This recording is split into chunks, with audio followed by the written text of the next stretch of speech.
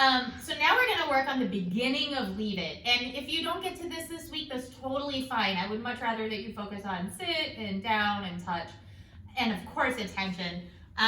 But if you wanted to push yourself a little bit further, we can begin leave it. Now the way I instruct leave it is that leave it means active disinterest in the thing that they are interested in, whether it's a squirrel, a hot dog on the side of the street, another dog walking by. For some trainers, they teach leave it as long as I'm not actively moving towards the thing, but I see it, and I'm not disengaging from it, but I haven't made a move towards it, and that's leave it. For me, I think that just teaches a dog to use the force and try really hard to get that thing to move, or to hedge their bets and go for it. Instead, what I want is for the dog to move away from the thing that I'm asking them to leave. So in my hand, I have a bunch of food in one hand and a bunch of food in the other. I'm going to ask Alana to sit. I'm going to present this hand, and she can lick, she can paw, yes. But as soon as her head turns towards or away from this treat towards me, I'm going to yes and give her a treat from the other side. Yes. Once I'm pretty convinced that she's going to leave it alone, she's licking, yes.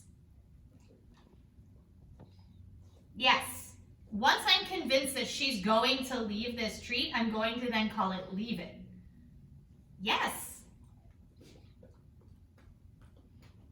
I'll try the other hand. Yes. Ready? Leave it. Yes. So active disinterest. I'm now going to, she's been trained on leave it. She's very good at leave it. What I'm going to do now is I'm going to show you the next step. You might be here for a while where you're waiting for them to turn their head. I've had dogs in class where the owner is sitting there for a minute, 30 seconds to a minute, and the pawing and the licking. Yes, I'll call that a good thing. She moved away. She made a movement away from the thing that I'm asking her to leave. So what I'm going to do now, I'm going to present with an open hand. If she moves towards it, I'm not going to, for that reason. Because she was more interested. When you add movement or a high squeaking voice or repetition, fast, fast, fast, fast, the dog gets more tuned into what you want. I want her to be disinterested in this, so I'm going to make it easier. I'm going to lessen the distractions. Leave it, yes. If she were to go for it, I'm going to take a big handful of food here. She knows this is a trick. She totally knows this is a trick. Leave it. If she had moved towards it, did you see that I closed my hand? That's all I'm doing. I'm just closing my hand and then I wait her out. They might start licking and pawing and trying to get into your hand, but you're just gonna wait. Yes, good job. Leave it, yes. Leave it. Yes, good job. So now I'm increasing duration. I'm increasing her attention away from the treats. Leave it.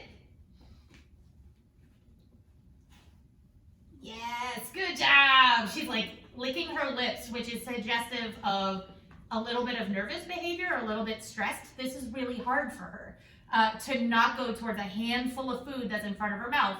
And she's like, but it's right there, it's right there. And you can see those lip licks. If you're seeing that a lot from your dog, let's see if I can actually get her to do a couple. She's like, yes. So she sniffed and then moved back.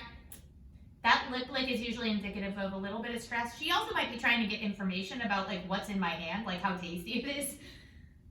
Yes, good job. Alana, leave it. Yes. So I'm trying to capture when her head turns.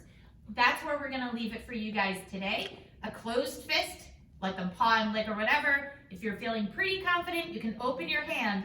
What I don't want you guys doing yet, this is gonna be next week, putting it on the floor. So we're gonna start making it harder in the coming weeks, but that is your lesson for today. Have a great week and stay safe.